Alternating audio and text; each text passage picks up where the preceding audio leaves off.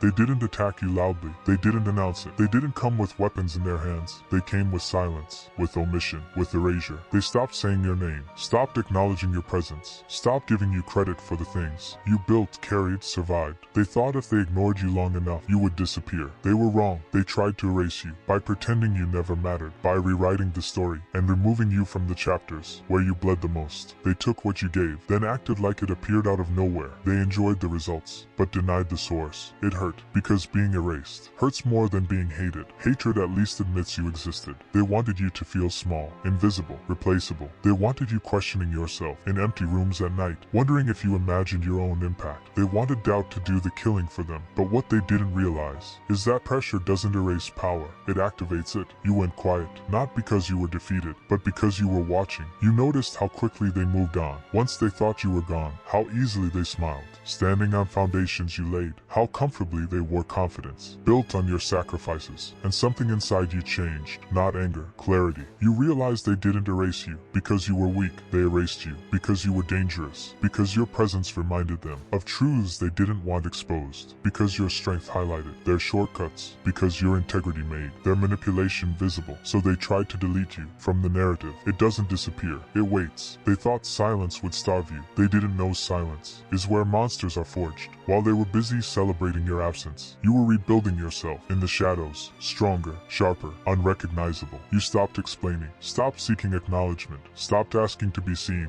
You let them believe their version of reality, and that was their biggest mistake, because erasing you didn't make you weaker. It made you free, free from approval, free from validation, free from people who only valued you when they could control the story. They thought they buried you.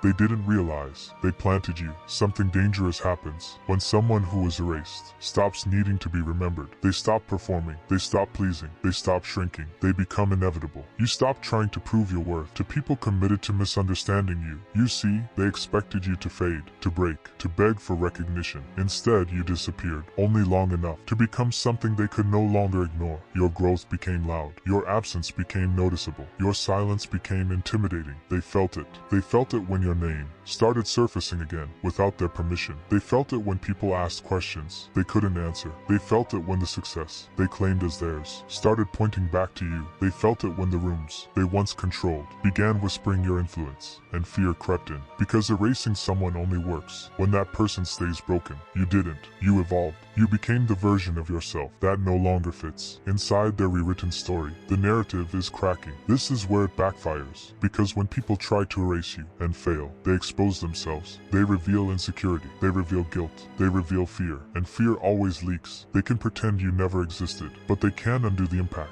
you left behind. They can avoid your name, but they can't escape the results of what you built. They can deny you publicly, but privately they know. They always know. Now they're watching you rise without them, watching you succeed without permission, because the person they tried to erase has become the one they can no longer control. They mistook it for defeat. They assumed you were finally gone, broken somewhere far away, licking wounds they believed would never heal. They told themselves stories, comfortable lies, that you needed them more than they needed you, that without their approval, without their platform, without their acknowledgement, you would fade into nothing, and your silence fed that illusion. But silence doesn't always mean weakness. Sometimes silence is calculation. While they relaxed, you were changing. You stopped reacting, stopped explaining, stopped correcting the lies. You let them speak. You let them rewrite. You let them underestimate. Because monsters don't announce their evolution. They just arrive different. Slowly, something shifted. They started noticing gaps, empty spaces where your presence used to be, and where no one else quite fit. Things didn't run as smoothly anymore. Decisions felt heavier. Momentum slowed. The systems that relied on you began to creak, and unease crept in. They checked your absence like a wound they didn't want to touch. At first, casually, out of curiosity, then more often,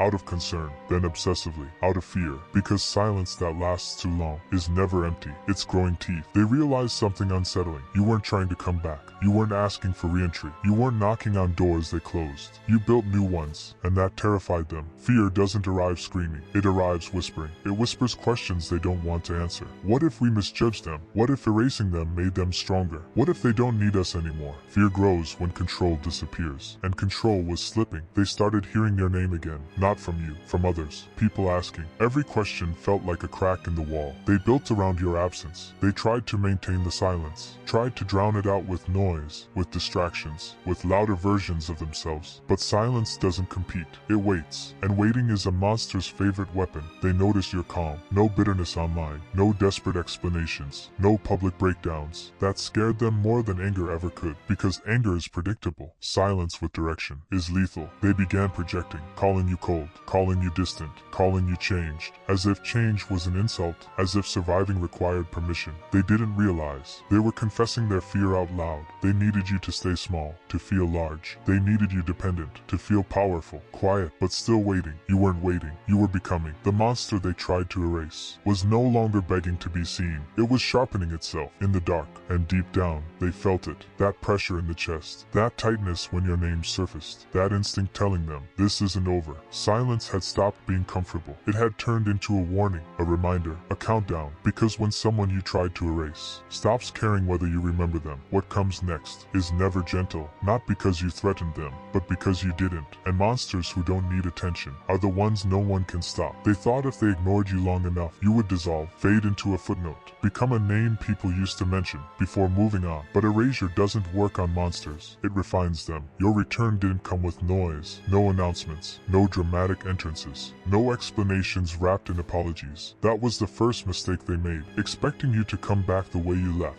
You didn't. You came back untouchable. They felt it before they saw it. A shift in the air, a disruption in their comfort, an unease they couldn't place. The monster wasn't loud. It was precise. You didn't ask for space. You took it. You didn't demand respect. You removed access. And that terrified them more than resistance ever could. Because resistance still plays the game. You rewrote the rules. They tried to engage you the old way. Subtle manipulation, passive aggression, half smiles hiding control. None of it worked. You didn't bite. You didn't flinch. You didn't react. You watched. They whispered that you were different now, as if difference was betrayal, as if growth was disloyalty. They said the monster changed. This was the monster fully formed. You stopped explaining your intentions, stopped defending your boundaries, stopped softening your words for comfort. You spoke less, but when you did, it landed, because monsters don't waste energy. They noticed something else. You no longer needed their validation. You didn't chase approval, didn't seek alignment, didn't mirror their expectations. You stood alone, and independence is the one thing control can't survive. They attempted to reclaim dominance, to remind you of your place, to pull old strings they assumed were still attached. But the strings were gone, cut clean. You weren't cruel, you weren't reckless, you weren't vengeful, you were immune. That's what broke them, because monsters driven by rage burn out. Monsters driven by clarity build empires. They realized too late that you didn't return to be accepted. You returned to exist without them, and that is the kind of return no one can control. Your presence rewrote dynamics, shifted power, exposed insecurities. People who once felt untouchable started watching their words. Their confidence cracked, their certainty thinned, because the monster they buried didn't come back to fight. It came back finished. You didn't take revenge. You took distance. You didn't demand accountability. You became the consequence. And in the silence that followed your return, they finally understood. Erasing you was never the danger. Letting you evolve without them was. The monster wasn't here to destroy them. It was here to outgrow them. And that loss, they would feel it every single day.